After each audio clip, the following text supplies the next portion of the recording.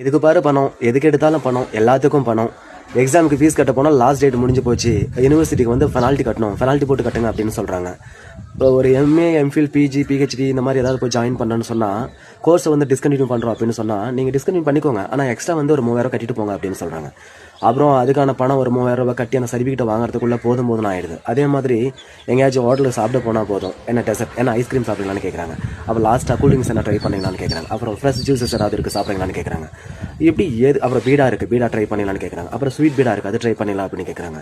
எதுக்கு பாரு extra extra extra extra extra extra extra சாப்பிட்றது, இது வேணுமா அது வேணுமா, அது சாப்பிட்டு முடிச்ச உடனே அது சாப்பிட்டு முடிச்ச உடனே அது சாப்பிட்டு முடிச்ச உடனே அது, இப்படி எல்லாத்துலையும் எதுக்கு பாரு நம்ம கிட்ட இருக்கிற பணத்தை காலி பண்ணுற விஷயமா தான் இருக்கே தவிர உண்மையாகவே நமக்கு என்ன தேவைன்றத தெரிஞ்சுக்கிட்டு இது போதும் அப்படின்னு சொல்கிறவங்க யாருமே கிடையாது, ரொம்ப கம்மி தான்.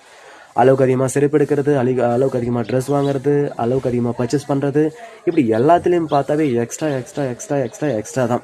இந்த காசு எப்படிலாம் வழிப்பறிப்பு பண்ணுறாங்க, எப்படிலாம் திருடுறாங்க, எப்படிலாம் வாங்குறாங்க, எப்படிலாம் ஏமாத்துறாங்க, எல்லாம் ஒரு சீல் வச்சு ஒரு சிக்னேச்சர் போட்டு ஒரு யூனிவர்சிட்டி கண்ட்ரோல் அப்படி இப்படின்னு சொல்லி எப்படினாலும் பறிக்கிறாங்க.